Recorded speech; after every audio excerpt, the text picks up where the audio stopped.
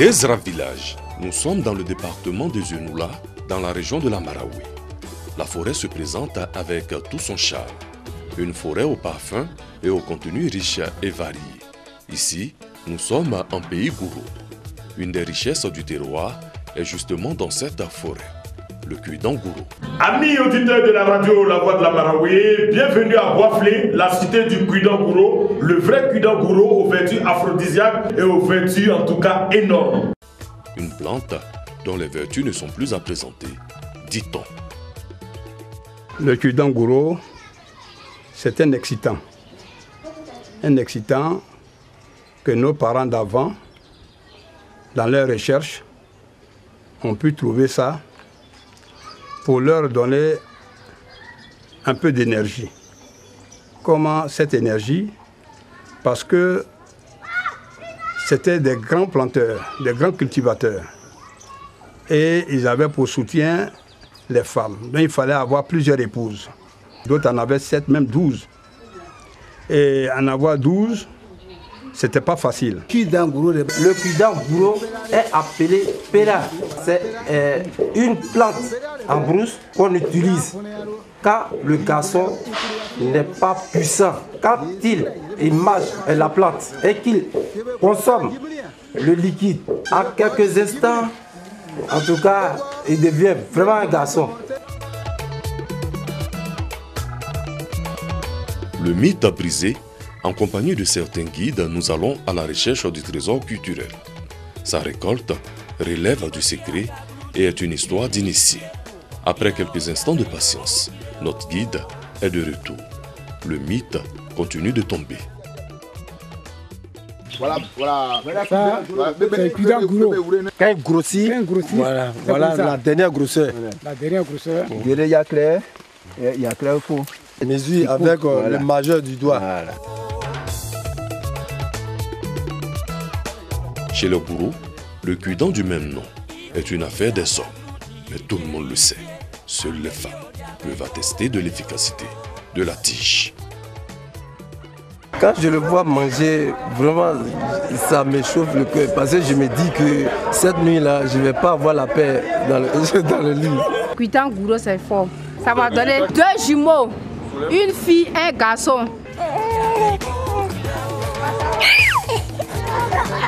Quand on pense à la médecine moderne, nous avons la chance d'avoir un médecin qui est un élu et d'ethnie Gouro.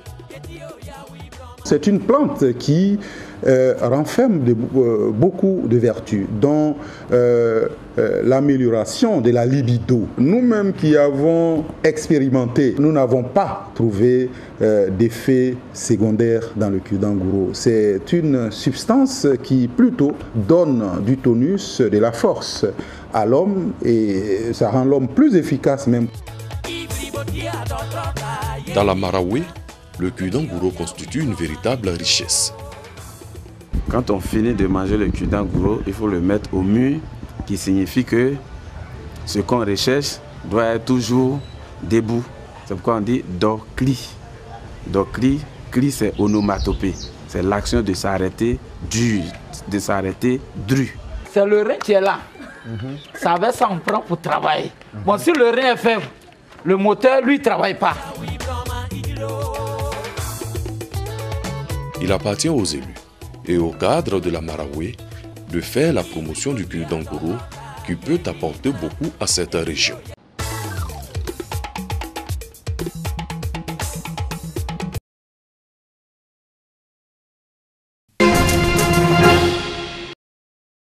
Le BT, brevet de technicien, diplôme professionnel préparé en 3 ans.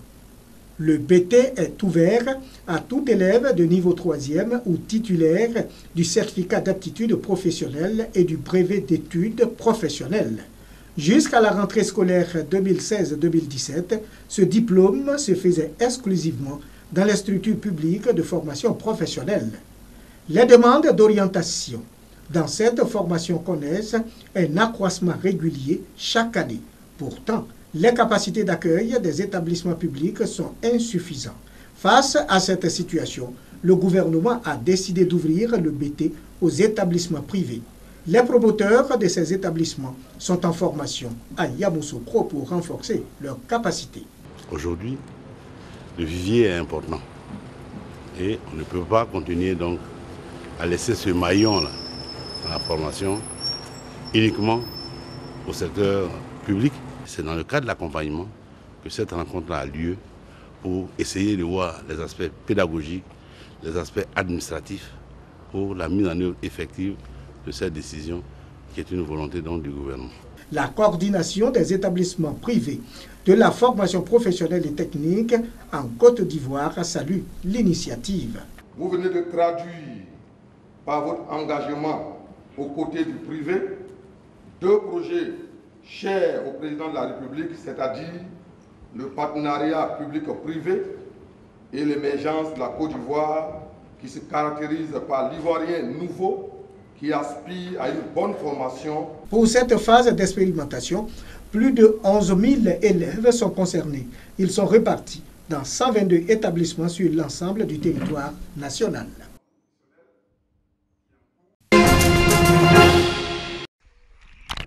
Plongé dans une piscine extérieure à plus de 31 degrés, en plein cœur de Paris, à l'approche de l'hiver, un rêve désormais possible grâce à la technologie.